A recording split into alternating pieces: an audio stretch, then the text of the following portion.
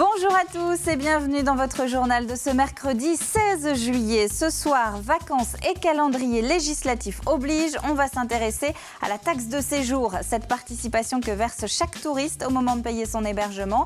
Une partie des députés voulait l'augmenter, ce sera finalement statu quo jusqu'en 2015. Ambiance de grand départ à la gare maritime de Fromentine. Les liaisons avec l'Île-Dieu s'enchaînent. On va découvrir dans un instant cette véritable fourmilière. Et puis, rythme de croisière, là aussi, pour les cafés de l'été. La 25e saison vient de commencer à La Roche-sur-Yon. Abandonner l'idée d'augmenter la taxe de séjour pour les vacanciers. Les députés ont décidé cette nuit de reporter à 2015 le vote sur le relèvement du plafond. Regardez, il était question de passer cette participation journalière d'1,50 € en moyenne à 8 €, ce qui n'est donc pour l'instant plus le cas. Reste que la taxe de séjour existe quand même toujours et vous allez voir qu'elle est même indispensable pour les communes touristiques. Pierre Dalicieux. Pas toujours facile de savoir à quoi sert réellement la taxe de séjour payée à la fin des vacances, que ce soit au camping ou à l'hôtel. J'en ai entendu parler dans la presse il y a 3 semaines, mais je n'ai pas forcément lu dans les détails. Peut-être pour l'aménagement de la ville ou de l'environnement ou des choses comme ça, quoi. Alors, moi, je n'ai aucune idée. Franchement, je ne sais pas du tout. Moi non plus. Je ne sais pas du tout.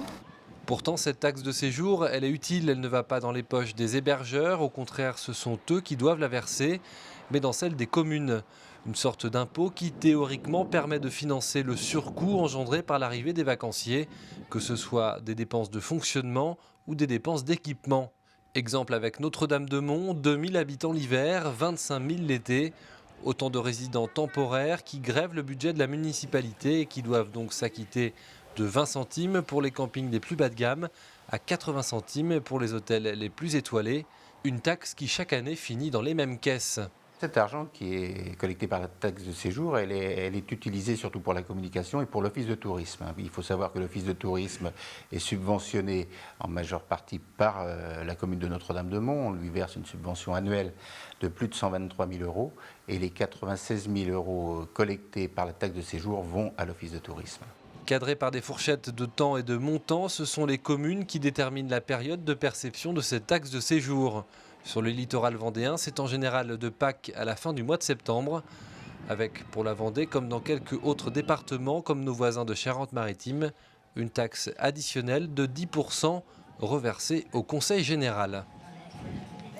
On va revenir maintenant un instant sur la réforme territoriale avec cette carte qui, d'après les observateurs, a donc toutes les chances d'être celle qui sera votée en l'état par l'Assemblée nationale. C'est la carte proposée hier par le groupe PS de la Chambre. On vous l'a montré d'ailleurs hier soir dans le journal. On y retrouve donc les Pays de la Loire qui sont tout seuls, tout comme la Bretagne et le centre. À l'inverse, Poitou-Charentes est finalement rattaché à l'Aquitaine et au Limousin, la Picardie au Nord-Pas-de-Calais, la Champagne-Ardenne à l'Alsace-Lorraine. Au total, 13 régions au lieu de 22 aujourd'hui. Le vote définitif est prévu mi-septembre. Après Olonne-sur-Mer, le château d'Olonne a bien déposé plainte hier pour non-respect des règles et ce, à l'encontre des gens du voyage. Une mission qui s'est installée ce week-end sur un terrain privé en dehors de l'aire qui lui est réservé. 130 caravanes derrière un supermarché de la ville. Pour le maire, 2 principaux problèmes, que ces gens du voyage ne respectent pas l'obligation de s'installer sur l'aire d'accueil et qu'il n'est pas annoncé leur arrivée. L'agglomération met à disposition un terrain et pour accueillir ces grands rassemblements qui sont normalement annoncés avant l'été.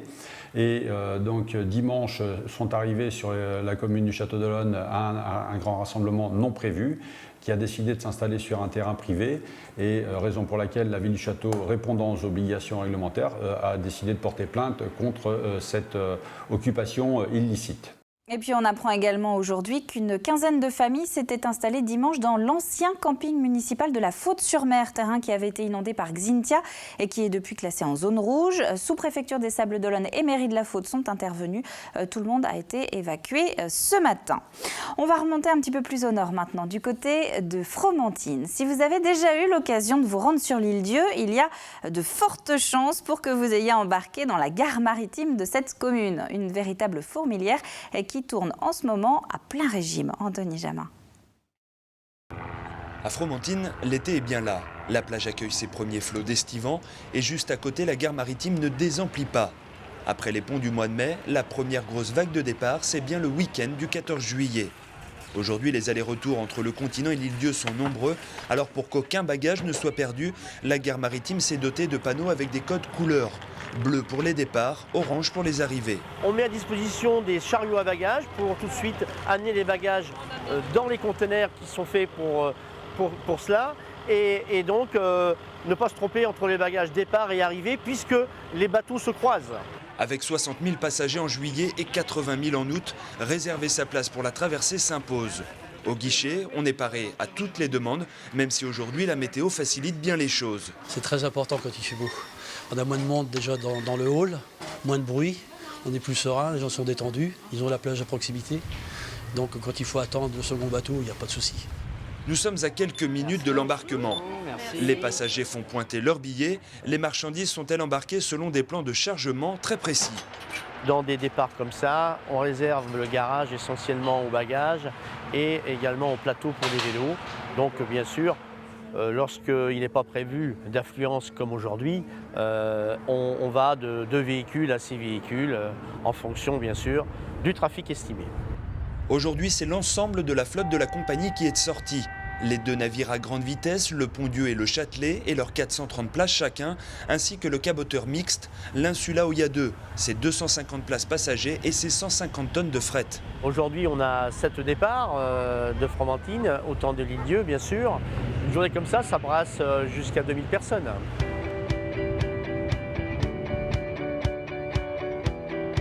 Avec ces conditions de mer, c'est idéal pour faire de bonnes traversées avec 360 passagers à bord. Pour eux aussi, oui. Les conditions sont bonnes. Ils n'auront pas le mal de mer, normalement. 17 km et 30 minutes plus tard, arrivé à la gare maritime de l'île-Dieu. Première priorité pour la compagnie, sortir au plus vite l'ensemble des bagages. On les pose dans la navette, on les récupère tout de suite, donc c'est très pratique. Ça se passe toujours très bien, miraculeusement. Ça y est, maintenant les vacances peuvent réellement commencer. Lionel et son équipe, eux, reprennent la direction du continent pour une dernière traversée, la 7e de la journée. Alors évidemment, pour gérer l'arrivée de ces touristes, les professionnels embauchent des saisonniers. Entre les secours, les restaurants, les campings, les loisirs ou encore les services municipaux, ça fait pas mal de monde. Autant de jeunes en général qui ne connaissent pas toujours bien leurs droits et devoirs de vacataires. Pour les aider, les syndicats FO et CFDT sillonnent comme tous les ans la côte à leur rencontre. Image ici de Force ouvrière, c'était aujourd'hui à la Tranche-sur-Mer. La plupart du temps, souvent, c'est des heures supplémentaires ou des contrats de travail très mal rédigés et qui mettent en porte-à-faux le salarié qui n'est pas même du code du travail, puisque un étudiant veut faire la saison pour gagner un peu d'argent, mais ne connaît pas les règles élémentaires que peut comporter un contrat de travail, quoi. Demain jeudi, la CFDT sera elle du côté de Saint-Hilaire-de-Riez sur le parking de la plage de Sion. On prend maintenant la route du Tour de France, 11e étape entre Besançon et Oyonnax dans l'Ain. À retenir aujourd'hui la 2e victoire d'un Français pour cette édition 2014 avec Tony Galopin de l'Auto Bellisol. Et puis du côté des Vendéens, la présence de Cyril Gauthier dans le groupe de tête sur une partie des 187 km. Kevin Reza, lui, termine 10e au classement de l'étape. Au classement général, cette fois-ci, le premier Team Europcar, c'est Pierre Rolland. Il est à la 16e place.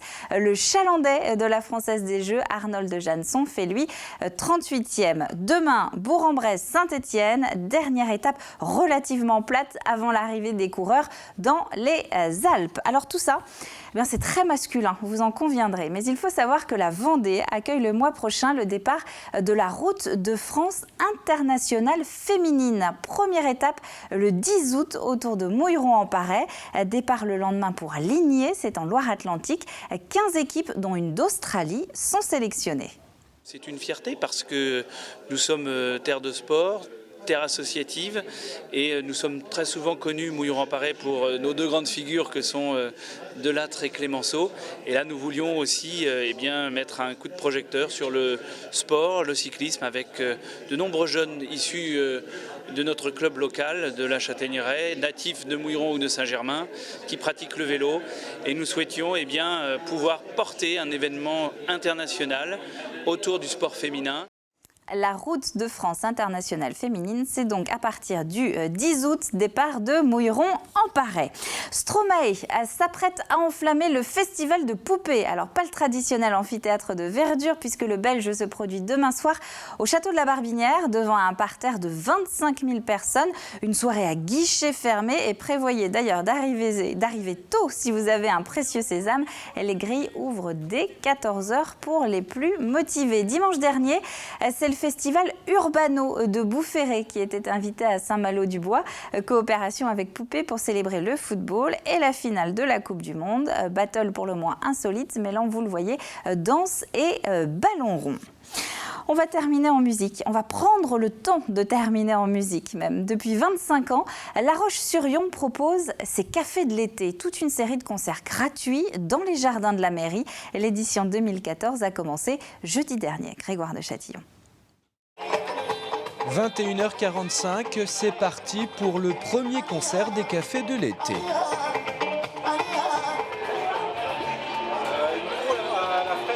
Avec la légende du groove sahélien Namar Kassé, l'ambiance ce soir risque d'être chaude.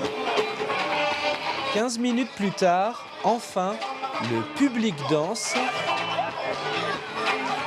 sur les rythmes endiablés de la musique africaine. On est tellement content d'être là et là on se régale. C'est l'été, il y a la bonne musique, c'est un vrai moment sympa, oui. Un vrai moment de détente. Ça nous donne de la pêche, quoi. Alors le premier concert, super ce soir.